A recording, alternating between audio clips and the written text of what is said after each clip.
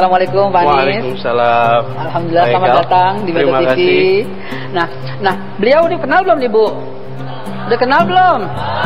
Beliau adalah salah satu tokoh dari 100 intelektual dunia. Jadi di antara 100 tokoh intelektual dunia kita punya satu, yaitu Bapak Profesor Anies Baswedan. Di samping itu beliau juga bukan cuma talk tapi do-nya apa? Ibu tahu nggak do-nya? Lakukan apa? Indonesia Mengajar. Sudah puluhan ribu yang mendaftar dan beliau dengan Indonesia Mengajar telah menyebar ke seluruh pelosok-pelosok ya Pak Anies ya. Berapa provinsi Pak Anies sudah? Ada di 17 provinsi seluruh Indonesia, di tempat-tempat yang sebagian besar tidak ada sinyal telepon, tidak ada listrik, sulit air bersih, tempat-tempat yang kekurangan guru padahal mereka sangat membutuhkan di pelosok-pelosok Indonesia. Dan yang berangkat adalah para sarjana yang sangat terseleksi, mereka-mereka yang sebetulnya sudah punya pekerjaan, tetapi memilih untuk mencerdaskan saudara sebangsa di pelosok-pelosok tanah air. Masya Allah, ini mujahid. Betul Pak Anies ya? Betul. Ini mujahid.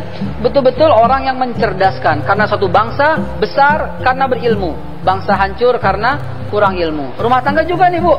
Ya, rumah tangga sejahtera karena isinya orang-orang berilmu. Rontok sendi-sendi rumah tangga juga karena kurang ilmu. Sampai Nabi Muhammad SAW itu, Allahumma shalli wa sallim alaihi ya. Sampai Nabi Muhammad juga mengatakan saking pentingnya menuntut ilmu, utlubul ilma minal mahdi ilal lahdi. Menuntut ilmu sejak ayunan nih sampai ke liang lahat. Bahkan dalam hadis yang lain Nabi bersabda, utlubul ilma faridotun, wajib ala kulli muslimin.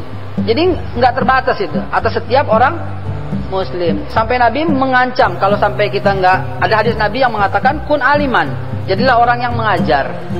Nah, Pak Anies dan semua timnya itu udah golongan yang pertama itu, udah selamat itu, kun aliman. Ya, insyaallah. Amin. Kun aliman.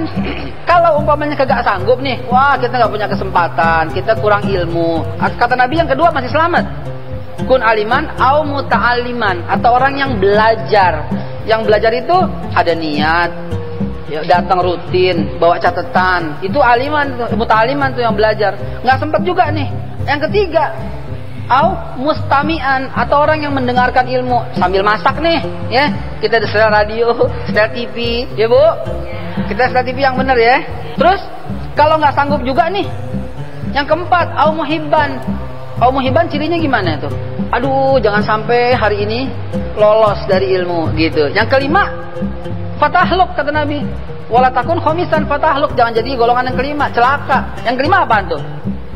Udah nggak ngajar, udah nggak belajar, udah nggak mau ngedengerin, juga nggak suka dengan ilmu pengetahuan, celaka. Dan ini berlaku untuk semua bangsa.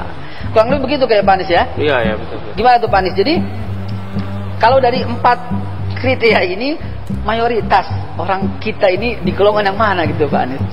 Banyaknya 2-3 ya mungkin. 2-3 ya? Mungkin. Tapi begini, kalau kita lihat kesadaran untuk belajar. Kesadaran untuk belajar. Belajar itu tinggi, dan kita harus mulai juga menyadarkan bahwa belajar ini semua ilmu. Jadi kita semua harus membuka pada semua ilmu. Ilmu pengetahuan itu membukakan kita pada tentu derajat yang lebih tinggi. Betul. Dan kalau kita lihat di Indonesia kita hari ini, pendidikan bukan saja mencerdaskan, pendidikan itu mensejahterakan. Pendidikan mencerdaskan dan mensejahterakan. Begitu banyak orang-orang yang meningkat kesejahteraannya karena meningkat derajat kependidikannya. Dan ini yang hari ini penting untuk kita sadari sama-sama. Betul. Saya sering prihatin. Ya Pak Anies. Dan kita perlu memberikan perhatian. Ustadz Haikal 1 tahun ya, anak masuk kelas 1 SD itu 5,6 juta anak. 5,6 juta anak. Yang lulus SMA, Ustadz Haikal, 2,3 juta anak. Yang lulus SMA 2,3. Berapa tuh? Coba hitung. Hitung Bu. 3,3 juta. 3,3 juta tuh Pak Anies, kemana 3,3? Itulah, kita bicaranya UN, kita bicara anak yang di kelas, seakan-akan semua anak kita sudah sekolah. Padahal belum. Kita harus memperhatikan justru anak-anak kita yang tidak muncul di permukaan. 3,3 juta anak tadi, kalau dikalikan ibu-ibu 10 tahun, 33 juta. Siapa yang memikirkan ini semua kalau bukan kita semua? Jadi kita perlu membangun kesadaran tentang pentingnya memikirkan pendidikan, dan jangan dianggap ini tanggung jawab pemerintah. Pendidikan itu secara hukum tanggung jawab pemerintah. Secara hukum tanggung jawab pemerintah. Ya kan? Pemerintah harus menyediakan. Betul, secara hukum. Secara hukum. Tapi secara moral, tanggung jawab mendidik ada pada setiap orang terdidik. Masya Allah. Dan tadi juga sudah disampaikan, bila kita melakukan proses pendidikan, maka bukan saja kita memberikan manfaat pada orang lain, insya Allah aliran pahalanya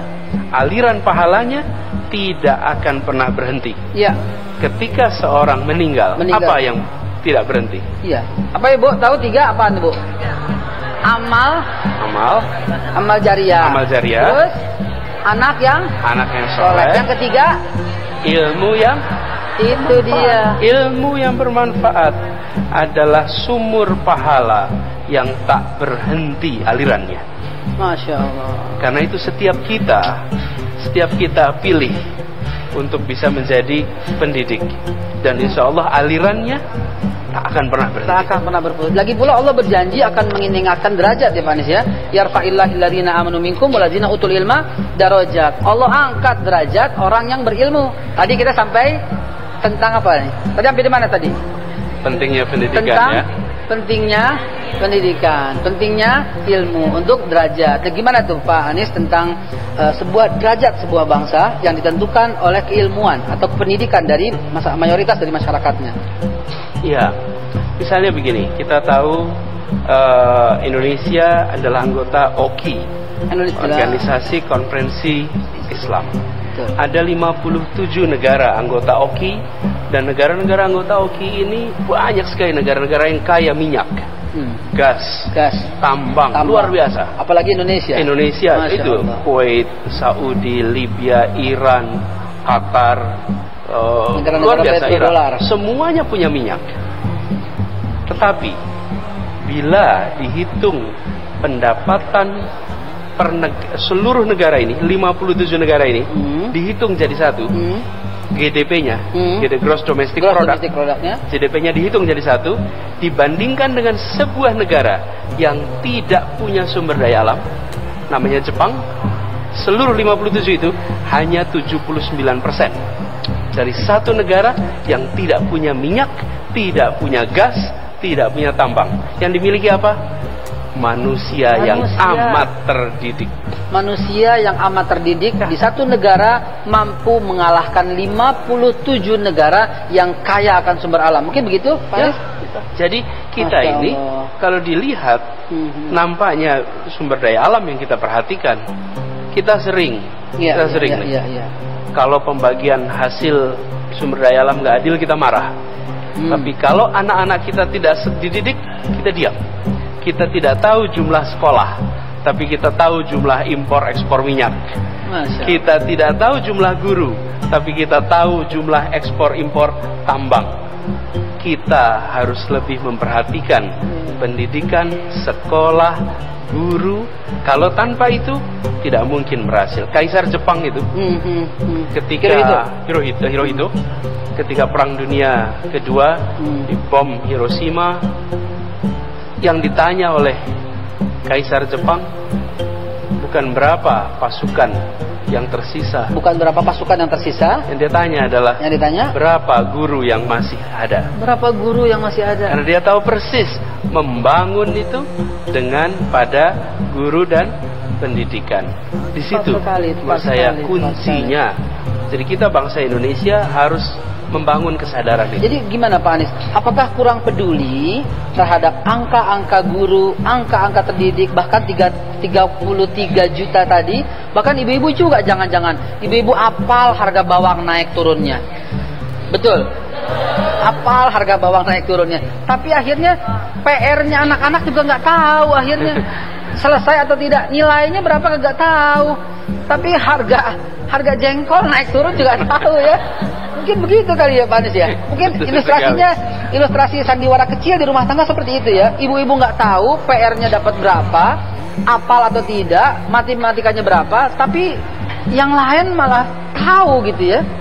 Mungkin begitu Pak Anies ya. Betul, dan kita harus perhatikan ini dari yang dekat-dekat. Memang Ustaz Haikal, kita ini mulainya dari nol besar. Iya. Dulu ketika kita merdeka, mayoritas kita buta huruf Latin ya. Kita buta huruf Latin. Kita bisa baca Quran, tapi kita buta huruf Latin. 95% dari kita. Nah sekarang alhamdulillah sudah berubah. Tapi tidak cukup mau maju hanya dengan melek huruf.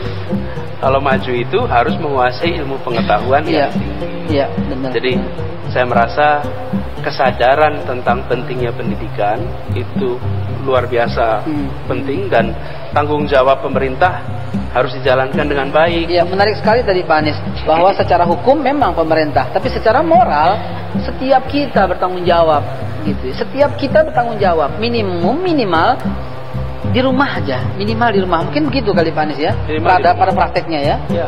Bahkan kalaupun itu pada lingkungan kita. Ibu-ibu pasti tahu. Tahukah PAUD terdekat? Tahu? Tahu nggak PAUD terdekat? PAUD apa PAUD? PAUD apa PAUD? Buat kencengin itu apa tuh? Oh, PAUD, beda ya. Ini PAUD pendidikan anak usia dini, gitu ya. Ibu-ibu tahu pertanyaan Pak Anies tadi terdekat di mana?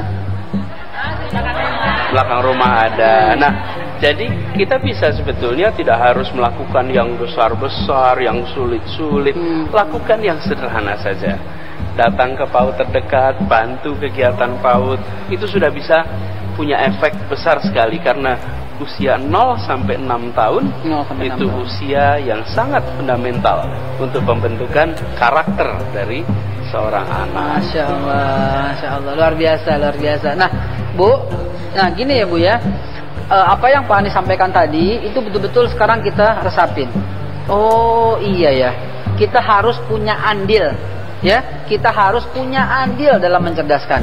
Artinya memang pemerintah bertanggung jawab atas sistemnya, tapi aplikasi moralnya diserahkan untuk kita semua, gitu ya.